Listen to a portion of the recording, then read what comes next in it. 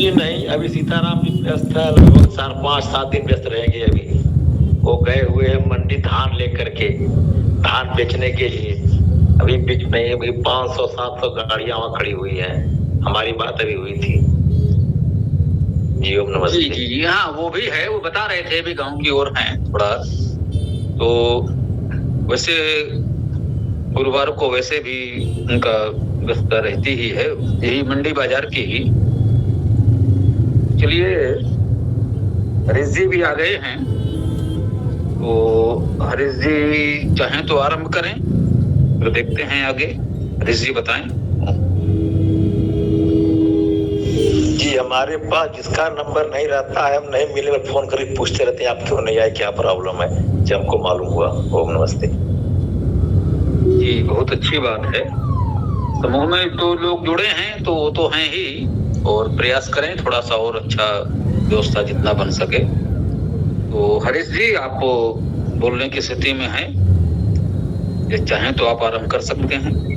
सभी साथियों से इसमें तो मंत्र निष्कल्पना हो चुका है। आज सीताराम जी ने चूक से उसी को दोबारा दे दिया है, तो फिर आगे किसकी शुरुआत की जाए?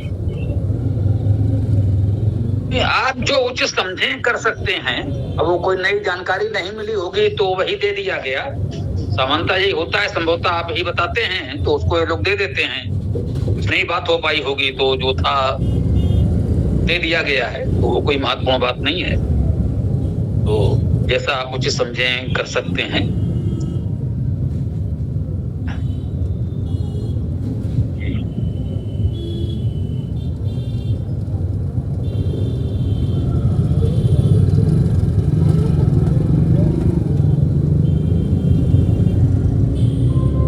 जी नरेश जी, आप तो कुछ विशेष नहीं कहना चाहते हैं तो अपनी बात रख सकते हैं, कोई सी बात नहीं है, बताएं। जी ओम नमस्ते। मैं नरेश जी को बुलाया हूँ आज कुछ बोलने के लिए।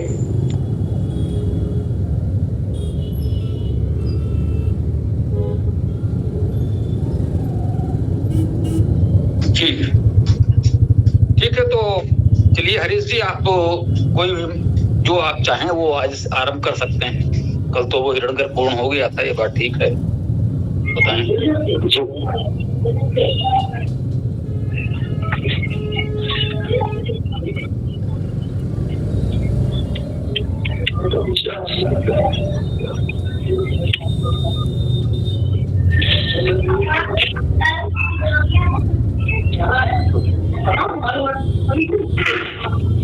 स्वामी जी, यहाँ पर एक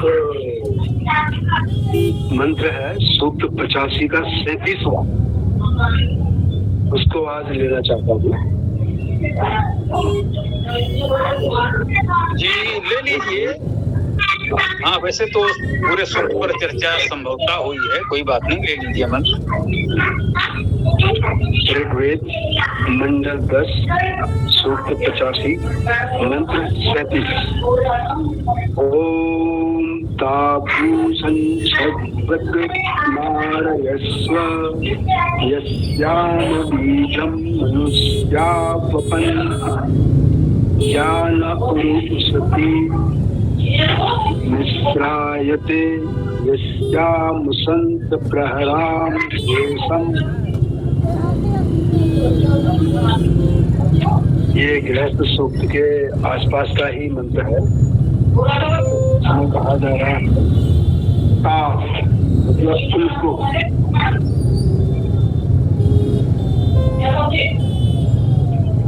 भूषण जो पोषण करते हैं, जैसे पोषण होता है पुष्टिकर्ता, तो पुष्टिकर्ता ईश्वर हो गया, और हमारे जो अनाज हैं, खाद्यान्न हैं, वो सब भी आ सकते हैं पोषण में, पोषण करता हूँ। यक्षण्यवत् मारयस्व प्रेरयस्व विश्रायते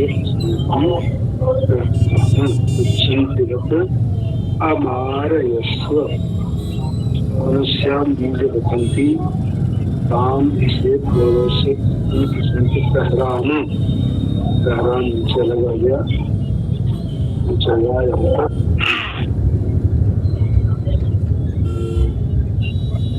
यश मतलब उसको अमरता देने के लिए, यस्या जिसके, बीजम बीज, जिसको कह सकते हैं अपन सूक्ष्म अवस्था में या ऊर्जा की अवस्था में, जो सुसुप्त ऊर्जा उसकी अवस्था में मनुष्य गण बोते हैं। अपन मतलब बोना, या जैसे अपन लोग खेतों में निराई गुड़ाई जुताई करके बीजारोपण करते हैं, बीज की बोनी करते हैं, उस तरह से। या न उरु, जो उरु के समान, उच्चता के समान उपलब्धि कामना करते हुए मिश्रयाते, मिश्रयात मतलब उसका आश्रय लेना। यस्याम उशंत, यस्याम उसन, फिर यहाँ पर दोबारा दोहराया, यस्याम जिसके, उसन फिर यहाँ पर आ गया कामना करते हुए, प्रहराम शेषम, प्रहराम, प्रहराम निक्षिप्त करें, उसको पूर्णता देवे, शेषम जो भी कुछ शेष बचा हुआ हो उसको पूर्ति करे। तो इस मंत्र में इस तरह से निकलता है कि ये पूषण देव उनको अमरत्व की ओर लेकर जावे, जो मनुष्य बीजों का वपन करते हैं। ज्ञान गुरु संति, जो चिता के समान कामना करते हुए आश्रय देकर उनकी कामनाओं को भली प्रकार से आप पूर्ण करें,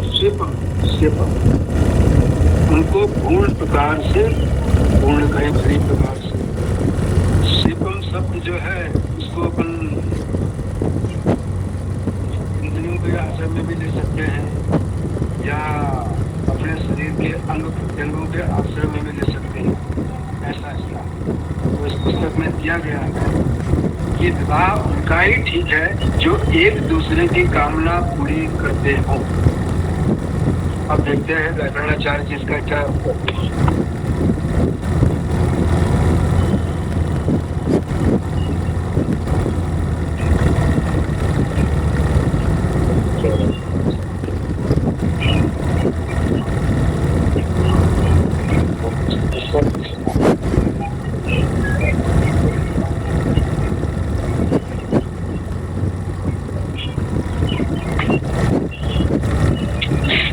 यहाँ पर व्याकरणाचार्य जी ने इसका अर्थ एक विवाहिता के साथ में कामाशक्ति के रूप में किया हुआ है।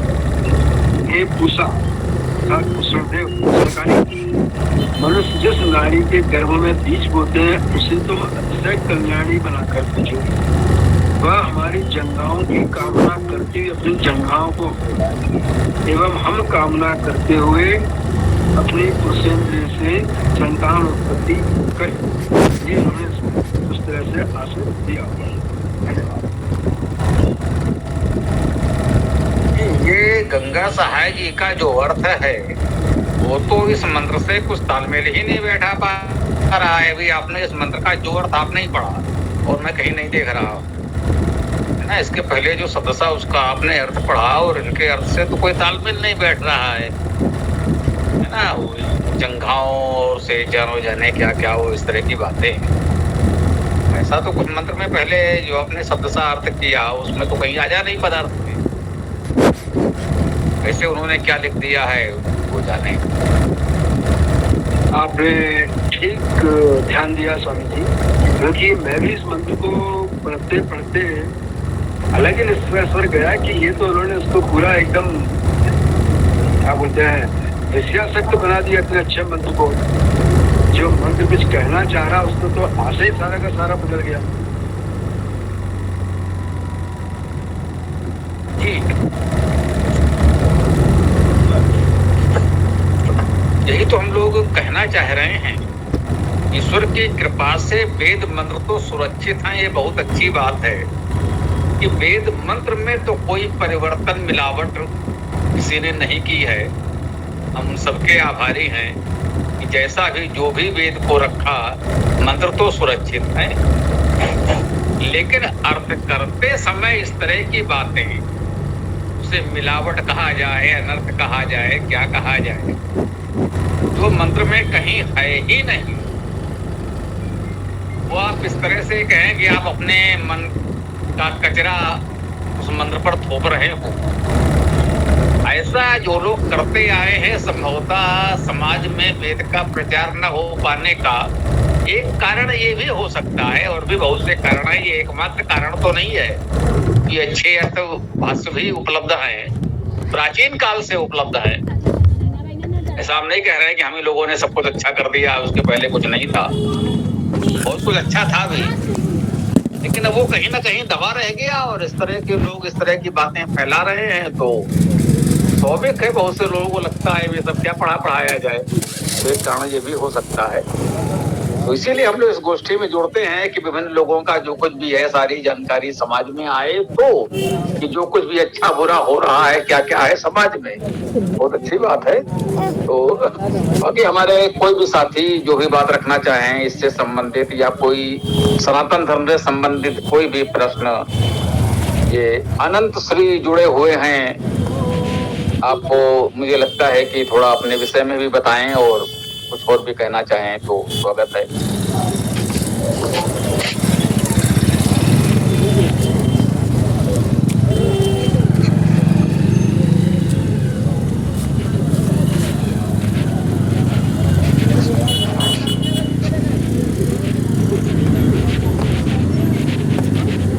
आइए विजयनगर गुरुदेव अनुमति मिलेगी तो मैं भी थोड़ा सा पढ़ूंगा।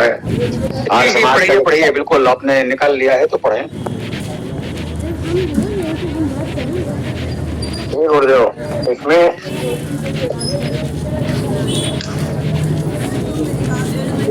पढ़ना पदार्थ पोषण हे पोषक काम कुश शिव तमाम कल्याण कारिणी बधू को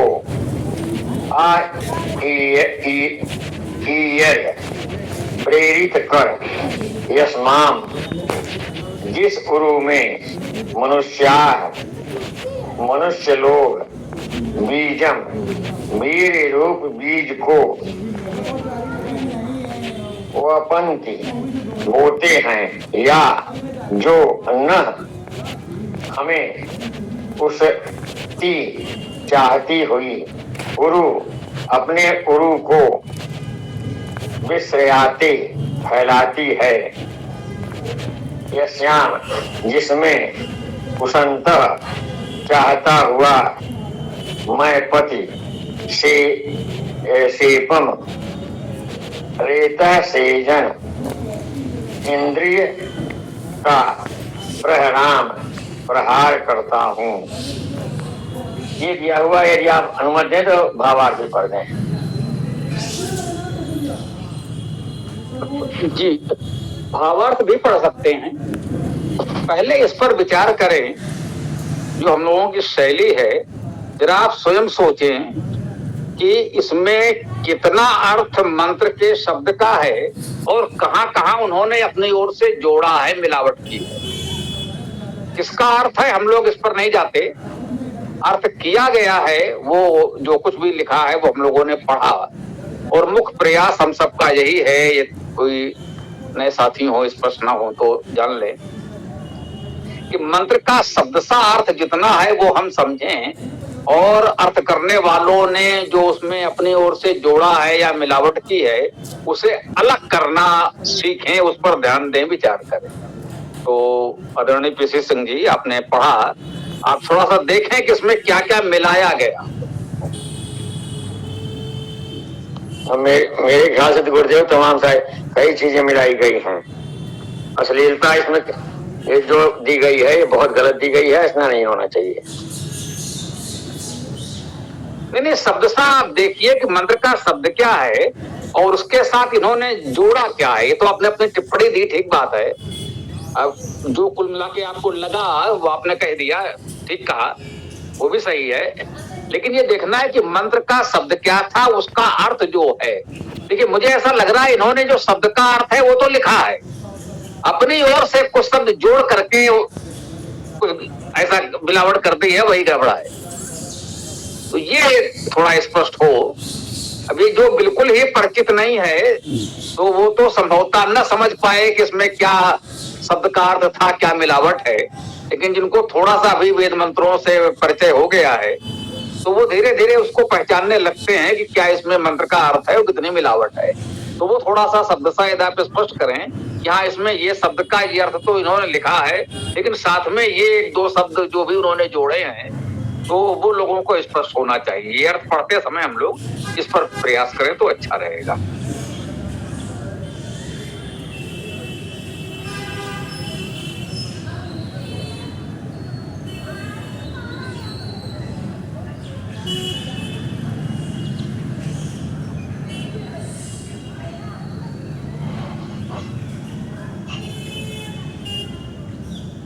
अब इसमें उरु में एक जगह अपने उरु को जिस उरु में ऐसे है, क्या कहें, हम तो बहुत ज्यादा इस पर टिप्पणी कर भी नहीं सकते गुरुदेव। आप जो हम लोगों को टिप्पणी नहीं करनी है, केवल ये बताना है, इतना स्पष्ट होना चाहिए कि ये तो मंत्र का शब्द था, ये तो हुआ अर्थ, ये इन्होंने अपनी ओर से जोड़ा है, वो इनका अपना है। तो बस ये मिलावट को अलग करना सीख लेंगे तो मंत्र का सही अर्थ हमको मिल जाएगा, है ना। ये बात भी हम कहते रहे हैं कि ऐसा नहीं, जो वेद भाष्य करने वाले विद्वान हैं निश्चित रूप से वो अयोग्य नहीं है, अशिक्षित नहीं है, वे विद्वान है, हम लोगों से बड़े विद्वान हैं, उनकी जानकारी में कोई त्रुटि नहीं है, जानकारी तो है उनको, लेकिन वो अपनी ओर से जो मिलावट कर देते हैं इसी से अनर्थ होता है। मंत्र का शब्दों का अर्थ वो ठीक जानते हैं और वो सामान्यतः ठीक लिखते भी हैं, अपवाद छोड़कर शब्दों का अर्थ तो वो ठीक लिखते हैं, लेकिन जो अपनी ओर से मिलावट कर देते हैं उससे अनर्थ होता है। तो ये मुख्य बात है। तो अगर विद्वान कोई भी साथी कुछ कहना चाहें तो बताएं। विद्वान न होते तो मिलावट करते ही नहीं हो, अगर वो सामान्य होते तो शब्द सा अर्थ करते। विद्वान है इसलिए मिलावट कर दिया अपनी ओर से और अपनी मानसिकता को प्रदर्शित कर दिया। धन्यवाद गुरुदेव जी। ठीक एक चीज और दिख रही है, जो शब्द यहाँ पर इस्तेमाल हुआ है मिश्र याते, तो इससे लोग बताते हैं कि देखो से मिश्रा जी तो वेद मंत्र में आए हुए हैं, ये भी यहाँ पर दिखाई दे रहा होगा।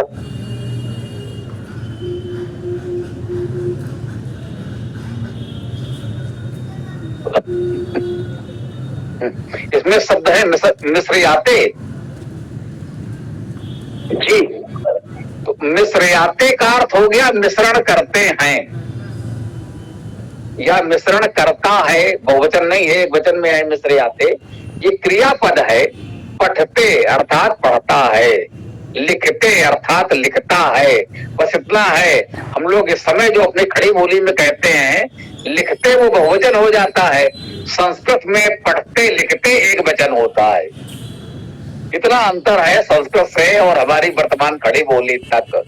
बहुत बड़ी बात नहीं है, थोड़ा सा विवेक लगाए तो सब भाषा तो एक ही है, हम लोग बोल रहे हैं वेद से लेकर के और अब तक। तो मिश्रयाते का अर्थ है मिश्र करता है, मिश्रण करता है। और जिसको लगा कि मिश्रा जी आ गए हैं, बहुत अच्छी बात है।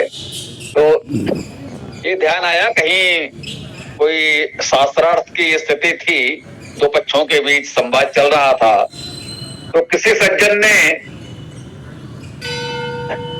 ऐसे ही वेद में कोई बात बताना चाहा कि देखो भाई वेद में ये आया है, ये मंत्र है, उसका ये अर्थ है। उदाहरण के लिए आप यही मान लें, अस्यदम राधा सजना सिंद्रा, बोले लो भाई राधा जी आ गई। उसी में एक पक्ष से एक व्यक्ति कहते हैं पीछे यूं ही विच्छ सा बैठा था, मुख्य वार्ताकार जो शास्त्रार्थ कर रहे थे, विद्वान वो आगे थे, बात कर रहे थे। अचानक पीछे से एक व्यक्ति, एक अनजान सा कह लीजिए, उस सभा में एकदम से उठा, बोले सुन, वेद में तो मेरा भी नाम आया है, चल मेरे पैर पकड़। उनका नाम था, वैसे यार समाज के प्रमुख विद्वान है, लोग जानते भी होंगे, गणपत शास्त्री जी। तो कहते हैं सभा में और बड़े बड़े विद्वान आगे बात कर रहे थे, ये अपना बैठे हुए थे, ठीक है, बाद में हम उनको भी बड़े विद्वानों में जानते हैं। अचानक खड़े हुए, बोले सुन, जो दूसरे पक्ष का बता रहा था, वहां उसने राधा की बात, किसकी बात की थी मुझे ध्यान नहीं, मैंने उदाहरण के लिए कहा, मान लीजिए राधा की बात करते हैं किसी की। बोला सुन, वेद में मेरा भी नाम आया है, चल आ पहले मेरे पैर पकड़। वेद में आया है, गणा नाम तो गणपति हवा में है, देख इसमें गणपत शब्द आया है मेरे नाम के लिए। तो जब वेद में मेरा ही नाम आया है तो चल पहले मेरे पैर पकड़, मेरी पूजा कर, फिर तू वेद में बाकी बातें पढ़ ली हो। तो जब वेद में इस तरह का अर्थ करेंगे तो फिर क्या होगा सब जानते हैं। कबीर मनीषी, बाबा रामपाल बोले लो इसमें कबीरदास आ गए हैं, यस सिदम राधा, वो एक दूसरे बाबा जी बोले इसमें राधा जी आ गई। तो ऐसे ऐसे तो लोग अपने अपने गुरु घंटाल के नाम उसमें पूछते रहेंगे। ईसाइयों को उसमें ईसा मसीह मिल गए, ईसा वासमिदम सर्वम, मुसलमानों को मदीना मिल गया। तो इस तरह तो फिर खोजने निकलेंगे तो जाने क्या क्या मिलेगा। तो उसकी तो खैर कोई बात ही नहीं करनी है, सीधी सी बात है। वर्तमान में कौन सा शब्द किस अर्थ में कहाँ कैसे प्रचलित है उसकी तो बात ही अलग है। कोई ये भी कह सकता है कि ये तो मिस्र देश के लिए आया है, भाई मिस्र देश भी तो है। एक ने कहा मिस्र देश, क्या मिस्रा लोग मिस्र देश से आए हैं? मैंने कहा ये भी हो सकता है कि आप मिश्रा जी लोगों ने जाकर के ही मिस्र देश बसाया हो, दोनों संभावनाएं हैं, विचार करते रहे। तो ये अटकलें हैं, इस प्रकार अटकलों पर तो हम लोग बात नहीं कर सकते। कुछ तथ्यात्मक बात हो तब तो ठीक है, ये तो अटकलबाजी, चुटकुलेबाजी, जुमलेबाजी कुछ भी कह लें, ये तो अधकतरे लोग हास्य मनोरंजन के लिए करते ही रहते हैं। हाँ गुरुदेव, ये मिस्र आते नहीं है, विश्र आते, वह है विश्र आते। और विश्र आते का मतलब इन्होंने लिखा है फैलाती है, इस तरह से लिखा है, वह शब्द है विश्रयाते, विश्रयाते, जी जी विश्रयाते, हाँ विश्रयाते, विश्रयाते जी हाँ। तो अब ये देखिए, अब शब्द अलग हो गया, ये मिश्रयाते पढ़ रहे हैं। अब ये क्या है, मेरे पास तो पुस्तक नहीं है, आप लोग देख लें। ये मेरे पास है गुरुदेव, हमारी पुस्तक में मिश्रयाते पदार्थ में भी शब्द आया मिश्रयाते, जिसका मतलब होता है कि आश्रय के, ये लिखा हुआ है। नहीं मेरे में आर्य प्रकाशन का है ये, इसमें विश्रयाते है जी। श्रेयाते जो है, जी जी जी, यदि बी और श्रेयाते है तो इसका अर्थ होगा आश्रय लेता है। बी तो उपसर्ग हो गया विशेष के अर्थ में, श्रेयाते का अर्थ हो गया आश्रय लेता है। यदि मी है तो मिश्रयाते का अर्थ तो मिश्रण करता है, मिलाता है। लेकिन यदि वी है तो वी श्रेयाते का अर्थ है विशेष आश्रय लेता है। ये आश्रय से विलग करता है, अलग करता है, वो अर्थ ले लें। अब वी आने पर दोनों अर्थ हो सकते हैं। ज्ञान में भी लगा तो विज्ञान हो गया, और योग में भी लगा तो वियोग हो गया। तो ये उपसर्ग के ये दोनों भाव हो जाते हैं। वैसे मुख्य भाव तो वी का विशेष ही है, और वो विशेष किसी भी रूप में हो सकता है। यूं कह लीजिए कि नकारात्मक भी हो सकता है, उसमें कुछ विशेषता आई तो वो सकारात्मक भी हो सकती है, नकारात्मक भी हो सकती है। अर्थात जो उसका मूल स्वरूप था उसमें कुछ विशेषता आ गई तो भी उपसर्ग लगा, विशेष किया गया। तो विश्रयाते का अर्थ तो हो गया कि आश्रय लेता है, या आश्रय से अलग होता है। तो ये दो अर्थ ही ग्रहण किए जा सकते हैं, कोई तीसरा अर्थ इसका ग्रहण नहीं किया जा सकता, ये पूरी तरह स्पष्ट है।